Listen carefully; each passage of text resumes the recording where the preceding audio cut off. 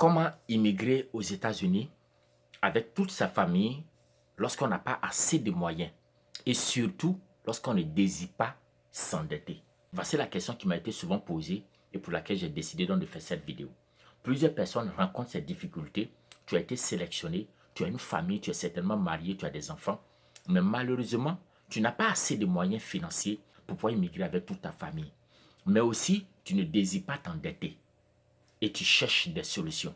Cette vidéo pourra peut-être t'aider. Reste jusqu'à la fin de cette vidéo. Je m'en vais donner la petite méthode que nous avons souvent donnée à certaines personnes et ça les a vraiment aidés.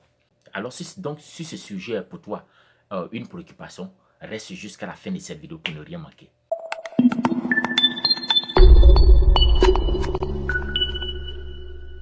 Shalom, shalom. Moi c'est le frère Joël Kwame. C'est avec un réel plaisir d'être avec vous sur ma chaîne Dieu dans nos affaires. Sur ma chaîne, nous parlons de business, nous encourageons tout le monde à l'investissement dans n'importe quel domaine de sa vie. De façon spécifique, nous touchons le cas de la développerie, l'immigration aux États-Unis dans sa généralité, l'insertion aux États-Unis, mais aussi en passant à la citoyenneté.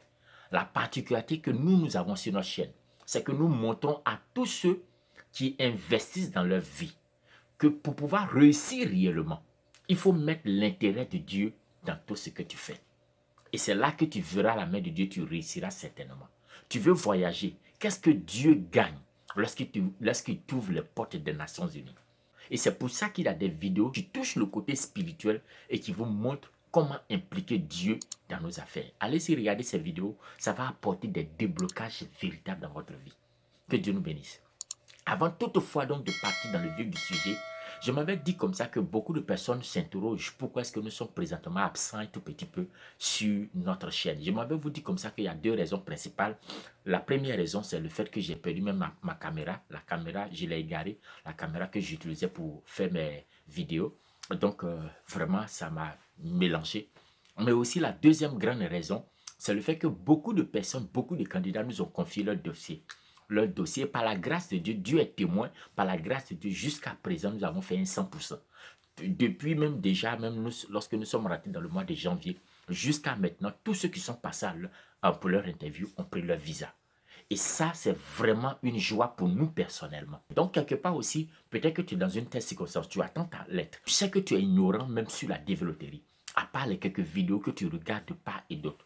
Je m'avais te dit comme ça que le cas de la développerie, obtenir la green card à partir de la développerie est un privilège qui ne vient pas deux fois dans la vie.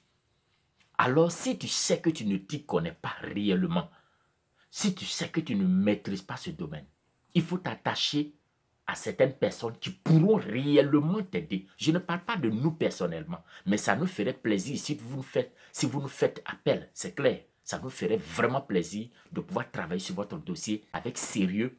Mais si ce n'est pas avec nous, peu importe. Mais faites-vous accompagner par certaines personnes qui pourront réellement vous aider. Nous-mêmes qui parlions là, à notre temps, nous avons fait les mêmes choses. Il y a eu des personnes que nous avons contactées qui s'y connaissaient véritablement et qui nous ont accompagnés. Et par la grâce de Dieu, ça a payé. Aujourd'hui, nous sommes ici. Donc, faites la même chose. Pour pouvoir nous contacter, vous partez sur www.dieudansnosaffaires.com. Vous partez là, vous allez voir le module de développerie. Vous pouvez sélectionner le service que vous voulez et à partir de là, vous pouvez donc rentrer en contact avec nous. Que Dieu nous bénisse. Donc, comme je le disais aujourd'hui, nous allons parler d'un thème très très essentiel qui touche plusieurs candidats dans le domaine de la développerie. Il s'agit de vouloir immigrer avec toute sa famille, mais malheureusement, nous n'avons pas assez d'argent et aussi nous ne voulons pas nous endetter. Vous savez, l'une des premières erreurs qui est vraiment commise par la majorité, par la grande majorité des candidats, lorsqu'ils sont sélectionnés en mai, la plupart de ces candidats commettent la même erreur.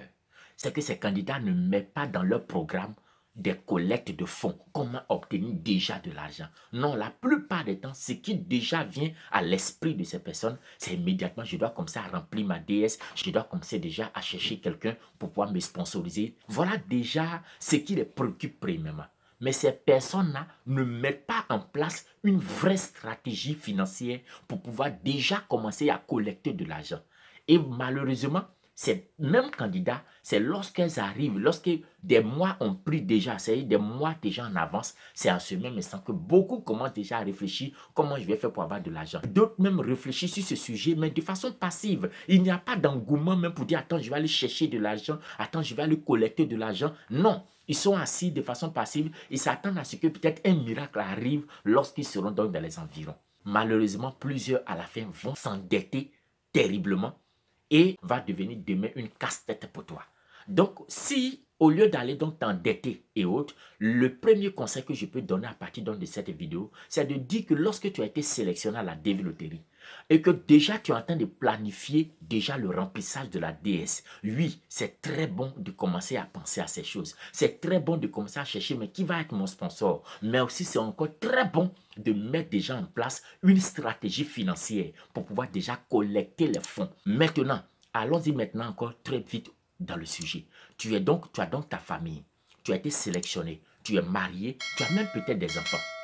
Mais tu souhaites partir avec toute ta famille. Il est très très difficile de partir et de laisser sa famille derrière. Ça sera difficile après, ça va prendre du temps pour pouvoir donc chercher à les faire venir. Donc qu'est-ce que tu fais? Il n'y a pas de problème. Remplis convenablement ta DS et tu mentionneras dedans que tu vas partir avec toute ta famille. Mais déjà, je m'en vais te dire que tu dois déjà mettre dans l'esprit que tu auras à dépenser énormément. C'est la seule chose qui est gratuite dans la DV Loterie, c'est la sélection. La sélection, là, c'est la seule chose qui est gratuite dans la DV Loterie. Sinon, dès le moment où tu as été sélectionné, là, tout le reste sera de l'argent. Tu vas dépenser énormément jusqu'à ce que tu arrives aux États-Unis. Mais c'est un investissement qui paye. C'est un investissement qui paye. Donc, je t'encourage à ne pas avoir peur de pouvoir donc te lancer dans un tel investissement. Voilà, je t'encourage. Donc, quand tu vas remplir ta DS 260, tu vas mentionner qu'effectivement, tu viens avec toute ta famille. Vous savez, dans tout ce processus jusqu'à ce que tu arrives aux États-Unis, je peux diviser cela en deux grandes étapes. La première étape, c'est l'étape de la visite médicale et des interviews. Ça, c'est la première étape. Après cette étape-là, il y a une autre étape qui vient, le fait d'acheter ta green card et également aussi de payer ton billet d'avion, mais ainsi que aussi ton hébergement ici, si tu viens en famille. Ça, c'est la deuxième étape. Mais lorsque tu n'as pas assez d'argent, comme je venais de le dire, la première des choses qui doit d'abord te préoccuper, c'est d'abord comment je vais faire pour obtenir d'abord le visa. Pourquoi est-ce que je dis cela? Parce que après avoir obtenu le visa, vous allez vous rendre compte que dans votre visa, il sera mentionné que vous avez 6 mois pour pouvoir donc immigrer. Ça veut dire que vous aurez au moins 6 mois pour pouvoir vous préparer financièrement. Pourquoi est-ce que l'Amérique fait cela? Parce que plusieurs ambassades savent qu'après avoir fini la visite médicale et même les interviews, beaucoup de personnes n'ont plus d'argent. Beaucoup de personnes n'ont plus d'argent. Donc, pour éviter que ces personnes ne soient confrontées à des situations véritables, alors elles mettent 6 mois comme délai d'expiration pour le visa afin que vous puissiez tous immigrer aux États-Unis. Donc, pendant ces 6 mois, ça veut dire que tu as 6 mois devant toi, dès le moment où tu as obtenu le visa avec ta femme et tes enfants. Vous avez 6 mois. Même si tu n'avais pas encore d'argent, la première des choses donc, que tu dois faire, c'est de te préoccuper d'abord sur comment je vais faire pour obtenir mon visa. Donc, dès le moment où tu seras en train de faire les collectes d'argent ou bien chercher de l'argent par-ci, par-là et autres, pense déjà à comment je vais donc aller faire les visites médicales. J'ai eu à dire ici que la plupart des visites médicales par personne, ça peut coûter entre 150 000 francs CFA et 200 000 francs CFA. Ça veut dire entre 300 et 400 $, une chose comme ça, par personne. Donc, si vous étiez peut-être 3 ou bien vous étiez 4, donc tu multiplieras donc cela par 4. C'est simple. Voilà, ça, c'est pour la visite médicale. Après cela, vous aurez également aussi donc l'interview, les frais de l'interview qui coûtent 330 $ par personne. Si vous étiez également aussi par 4, vous allez donc multiplier par 4 et aussi par rapport à la monnaie du pays dans lequel vous vous trouvez. Vous allez donc faire une telle chose. Mais dès le moment où donc tu te concentres sur ces éléments, tu vas te rendre compte que ça va au moins t'apaiser d'une manière ou d'une autre. Et tu vas donc te concentrer sur cette première étape pour pouvoir donc obtenir le visa. Donc, dès le moment où vous avez pu obtenir votre visa avec votre famille, c'est là que vient la deuxième étape. La deuxième étape, il s'agit donc de faire quoi? De payer effectivement votre green card que vous pouvez payer même étant aux États-Unis ou bien vous pouvez payer depuis votre pays. C'est clair, il n'y a aucune obligation. Et également aussi votre billet d'avion. Au lieu de chercher à dire, bon tiens, je dois payer les frais de la Green Card pour tous les membres de ma famille maintenant et que je dois aussi également aussi payer le billet d'avion pour tous les membres de la famille pour qu'on vienne ensemble, je m'avais vous dit que vous allez donc mettre en profit les 6 mois qui vous ont été donnés. Les 6 mois qui vous ont été donnés, vous allez mettre en profit. Donc, dans une telle circonstance, celui, par exemple, qui est le premier candidat, c'est-à-dire qui est le candidat qui avait été sélectionné, c'est lui, il va partir avec l'enveloppe. Donc, lui, par exemple, va chercher rapidement à joindre les deux bouts, c'est-à-dire plus à son niveau. Les autres membres de la famille, avec leur visa, eux, ils vont attendre. Maintenant, toi, le principal candidat, tu vas prendre donc les moyens financiers, tu vas chercher de l'argent quelque part. Même si tu devais emprunter à ce niveau-là, tu peux peut-être emprunter une petite somme d'argent quelque part, juste pour ton billet d'avion et également aussi ta green card. Mais cette fois-ci, tu vas te rendre compte que tu ne vas pas emprunter assez d'argent pour toute la famille. Tu vas emprunter de l'argent seulement que peut-être que pour toi.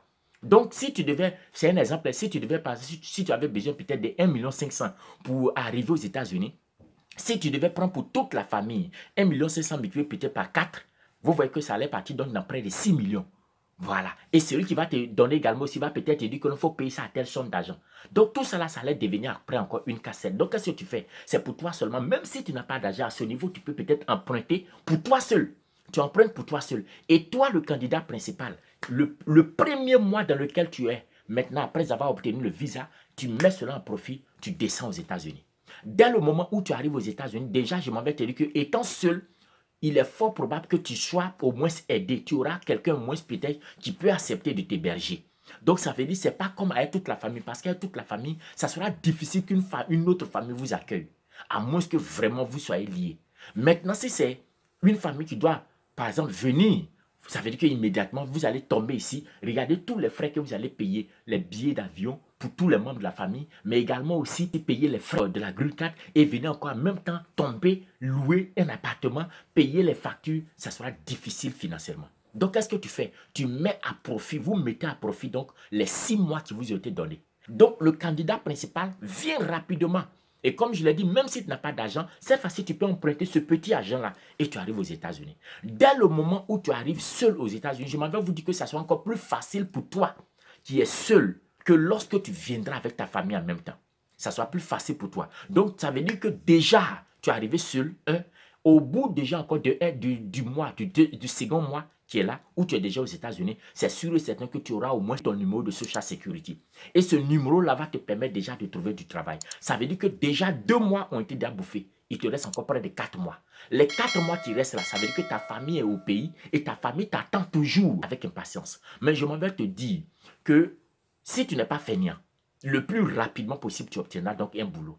Et même encore, tu es capable même, pourquoi pas, de faire 2 boulots, puisque toi, tu as un défi devant toi. Tu as ta famille qui doit venir te rejoindre.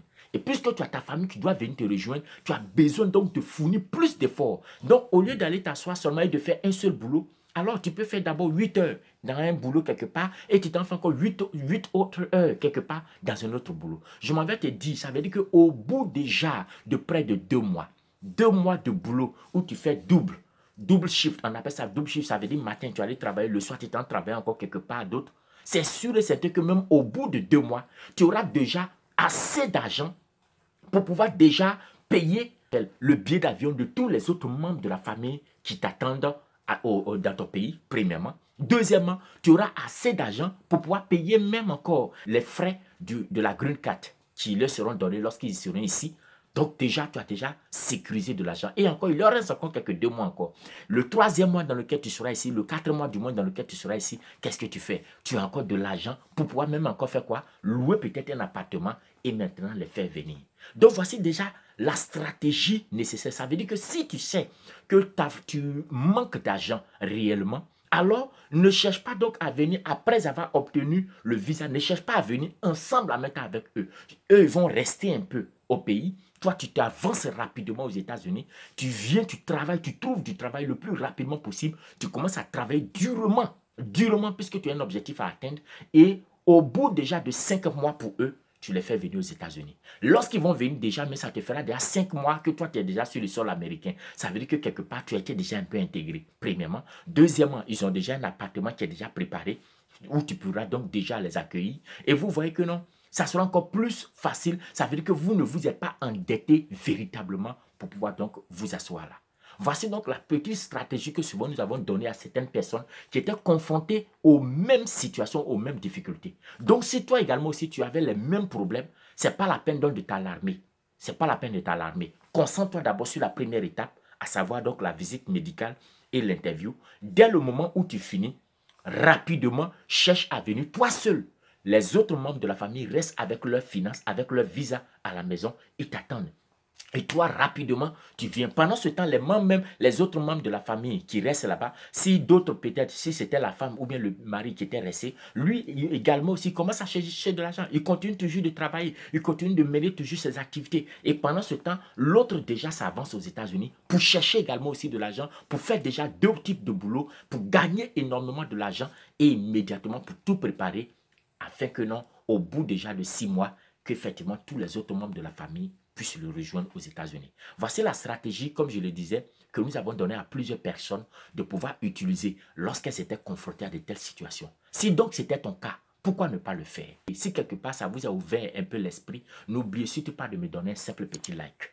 Et mais aussi, avant toutefois donc de fermer ce chapitre, je vous ai toujours dit, si vous savez que vous avez été sélectionné à la développerie, que bientôt vous allez partir à l'interview, n'oubliez pas de nous contacter pour un suivi sérieux, véritable. Contactez-nous. www.dieuxdansnosaffaires.com. Nous allons vous servir. Chez nous, votre satisfaction est notre priorité. Voilà. Sur ce, si tu ne t'es pas encore abonné, alors il y a une seule chose à faire. Abonne-toi maintenant. Que Dieu te bénisse. À la prochaine.